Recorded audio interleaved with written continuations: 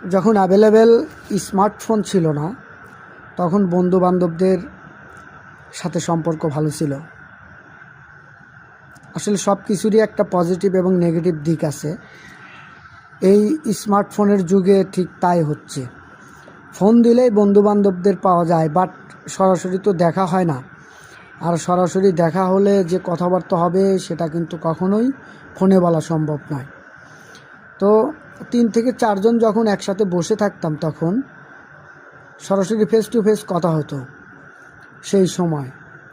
আর এখন যখন 3 থেকে 4 জন বন্ধু এক জায়গায় হয়, ঠিক ওই মুহূর্তে তাদের মধ্যে কথাবার্তা বা কথোপকথন খুবই কম হয়।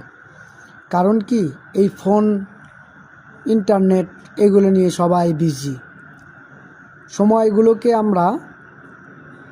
সময় ঠিকই আছে, বাট সময়গুলোকে আমরা পরিবর্তন করে নিচ্ছি দিন দিন। এতে আমাদের জীবিকার মান উন্নত হচ্ছে না ক্ষতি হচ্ছে সেটা বুঝতেছি না।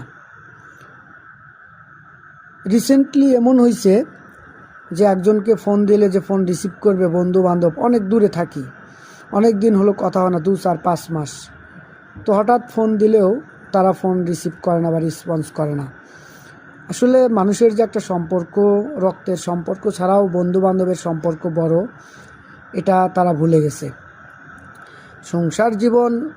সংসার থাকবেই, তাই বলে কি বন্ধু বান্ধবের যে একটা সম্পর্ক, এটা কি ভুলে যাওয়া যাবে? সেই ল্যাংটা কাল থেকে একসাথে বড় হয়েছি আমরা। এত সহজেই সেই বন্ধুত্বকে ভুলে গেলে সে আসলে মানুষের কাতারের মধ্যে পড়ে না।